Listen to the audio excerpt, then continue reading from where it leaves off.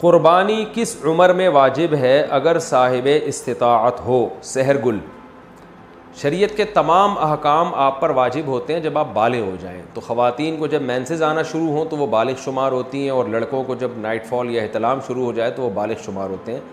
اور اگر یہ علامتیں عورت میں یا مرد میں ظاہر نہیں ہوئی ہیں تو اسلامی لحاظ سے جب بھی کوئی لڑکا یا لڑکی 15 سال کا ہوگا تو وہ بالغ سمجھا جائے گا. تو بالغ ہوتے ہی شریعت کے تمام احکام آپ کی طرف متوجہ ہو جاتے ہیں. تو اس عمر میں اگر صاحب نصاب ہیں تو قربانی واجب ہے، مرد ہو یا عورت ہو. اپنی قربانی چھوڑ کر والدین کی طرف سے قربانی کرنا: میں اس سال اپنی قربانی نہ کروں، والدین کی طرف سے کر لوں، تو کیا یہ جائز ہے؟ ایم ایس فاروقی برطانیہ سے. دیکھیں، اگر آپ کے والدین وفات پا چکے ہیں تو پھر اگر آپ والدین کی طرف سے کرتے ہیں وہ حقیقت میں آپ ہی کی طرف سے ہوتی ہے، اس کا ثواب والدین کو پہنچا رہے ہوتے ہیں، تو اس میں آپ کا اپنا واجب بھی ادا ہو جائے گا. لیکن اگر آپ کے والدین حیات ہیں تو آپ ان کی طرف سے قربانی کر رہے ہیں ان کی پرمیشن سے، تو پھر آپ کی قربانی نہیں ہوگی، بلکہ ایک جانور میں دو بندوں کی بھی نہیں ہوگی، ابا اماں دونوں کی نہیں ہوگی. دو حصے لینے پڑیں گے یا دو جانور کرنے پڑیں گے، تب ابا اور اماں کی ہوگی. تو ایسی صورت میں پھر آپ اگر صاحب نصاب ہیں تو آپ گناہ گار رہ جائیں گے. تو اگر آپ کے والدین حیات ہیں، زندہ ہیں، تو پھر تو آپ اپنی طرف سے قربانی کریں، اور والدین صاحب نصاب ہیں تو ان کی طرف سے الگ کر لیں، صاحب نصاب نہیں ہے تو ضرورت نہیں ہے کرنے کی. اور اگر والدین دنیا سے جا چکے ہیں تو ان کی طرف سے قربانی وہ اصل میں آپ ہی کی اپنا ہی قربانی کہلاتی ہے، کیونکہ مردہ جو ہے وہ تو شرعی احکام کا، عبادت کا مکلف نہیں ہے، جو میت ہے. تو آپ ہی کی قربانی ہوگی، آپ کا واجب بھی ادا ہو جائے گا اور ثواب بھی ان کو انشاءاللہ والدین کو مل جائے گا. ایصال ثواب کے لیے قربانی: ابا اماں کی طرف سے قربانی جو مرحوم ہے، دادا نانی کی طرف سے قربانی، یہ بالکل جائز ہے، اس میں کوئی حرج نہیں ہے. بعض صحابہ سے بھی ثابت ہے اور رسول اللہ صلی اللہ علیہ وسلم سے بھی ثابت ہے کہ آپ نے 2 مینڈے ذبح کی، ایک اپنے لیے اور ایک اپنی امت کے لیے. تو پتہ چلا کہ یہ قربانی اپنے لیے بھی ہو سکتی ہے اور اپنے علاوہ کسی اور کے لیے بھی ہو سکتی ہے. وہ کسی اور کوئی بھی ہو سکتا ہے، نبی صلی اللہ علیہ وسلم بھی ہو سکتے ہیں، آپ کے والدین بھی ہو سکتے ہیں، تو کوئی بھی ہو سکتا ہے. لیکن جب آپ کسی اور کے لیے قربانی کر رہے ہیں تو یا تو وہ دنیا سے جا چکا ہوگا یا وہ زندہ ہوگا. اگر دنیا سے جا چکا ہے تو وہ قربانی کا گوشت آپ خود بھی کھا سکتے ہیں، لیکن اگر وہ زندہ ہے تو اس کی پرمیشن کے بغیر اس کے لیے قربانی نہیں ہو سکتی، کیونکہ وہ ایک عبادت ہے اور جو زندہ آدمی ہے وہ عبادت کا اہل ہے. جب تک اس کی وہ نیت نہیں کرے گا خود تو اس کی قربانی نہیں ہوگی. تو وہ اس کی نیت کے لیے ضروری ہے کہ اس کو کم از کم اطلاع ضرور دی جائے اور وہ اس پہ راضی ہو، چاہے وہ زبان سے اجازت دے دے یا دل سے ویسے ہی راضی ہو، یعنی آپ کو پتہ چل جائے کہ یہ راضی ہے اس پر، تو بھی ٹھیک ہے. اگر کسی نے وصیت کی تھی کہ میرے مرنے کے بعد میرے لیے قربانی کرنا اور مال چھوڑ کر گیا ہے وہ قربانی کا، تو پھر اس کی قربانی میں سے بھی گوشت کھانا جائز نہیں ہے. وہ قربانی بھی آپ کو وہ سارا گوشت صدقہ کرنا پڑے گا. اچھا بھائی،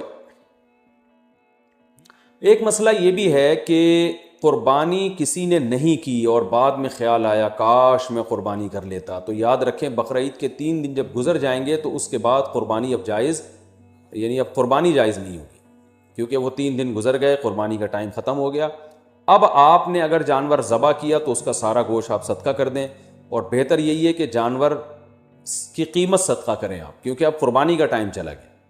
تو اس لیے بقرعید کے 3 دنوں، پھر وہ اگلے سال بقرعید میں بھی نہیں ہو سکتی قضا اس کی، تو بس بقرعید کے 3 دن کے اندر اندر تو جانور ذبح کرنا ہے. اگر آپ نے ذبح نہیں کیا اور آپ پر قربانی واجب تھی، آپ سے غلطی ہوئی ہے، تو اب 3 دنوں کے بعد آپ نے کیا کرنا ہے، اس جانور کا یعنی اس جانور کی قیمت آپ صدقہ کر دیں.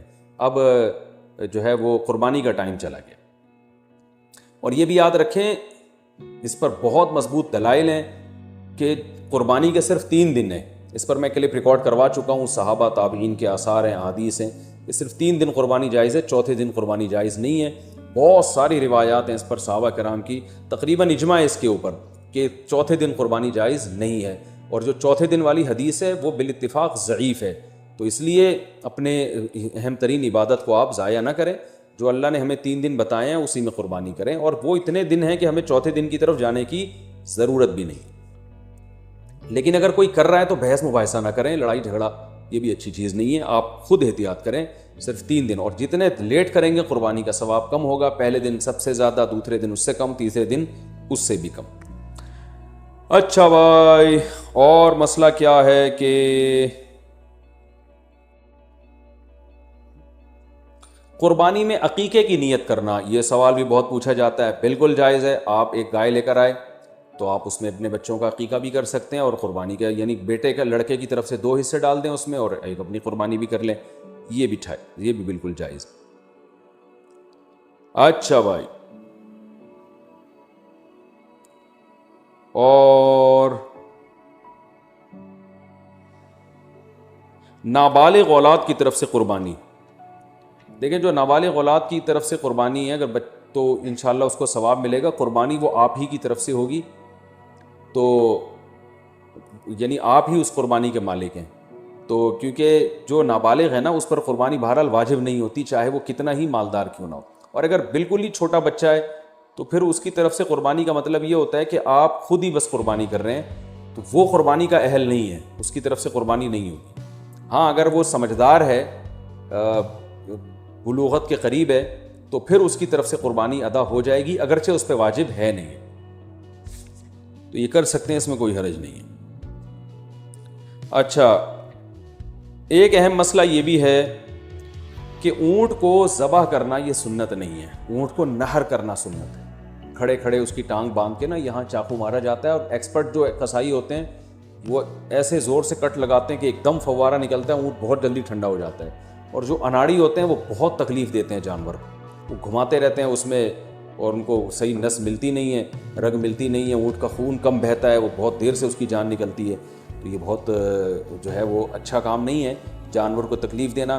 آپ صلی اللہ علیہ وسلم نے حکم دیا ہے کہ جب تم میں سے کوئی شخص جانور کو ذبح کرنے کا ارادہ کرے تو اسے چاہیے کہ جانور کو راحت پہنچائے, اس کی راحت کا خیال رکھے, وہ اس کی وہ اذیت نہ دے, تکلیف نہ دے. اور آپ نے یہ بھی فرمایا کہ اپنی چھری کو پہلے تیز کر لو تاکہ جانور کو تکلیف نہ ہو. بعض لوگ یہ کر رہے ہوتے ہیں, جانور کو لٹا کے چھری تیز کر رہے ہوتے ہیں, وہ بھائی پہلے ہی کر لیتے یہ کام, اس کو آپ نے جو لٹا کے اتنی تکلیف دی ہوئی ہے یہ ٹھیک نہیں, یہ ٹھیک عمل نہیں ہے. تو جانور کو راحت دینے کا ہمیں حکم ہے, تکلیف سے اس کو بچانا ہے.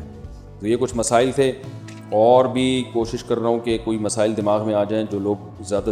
ایک اور مسئلہ رہ گیا کہ قصائی کو گوشت اجرت کے طور پہ دینا جائز نہیں ہے. قصائی کو الگ سے اجرت دیں, گوشت ویسے ہی جب بیٹھا ہو تو کھانا وانا گوشت پکا کے کھلا سکتے ہیں, سب کھا رہے ہوتے ہیں تو وہ بھی کھا سکتا ہے. لیکن گوشت جو الگ سے قصائی لوگ سائڈوں پہ نکال لیتے ہیں, پٹ کا گوشت الگ کر دیا, چانپیں ادھر کر دی, بہت ہاتھ گھوم رہے ہوتے ہیں بعض قصائیوں کے, تو ان کو منع کریں اس عمل سے. اور خاص طور پہ جو مشترک جانور ہے حصوں والا, اس میں تو یہ عمل اور بھی برا ہے. اللہ تعالیٰ عمل کی توفیق عطا فرمائے. وما علینا الا البلاغ.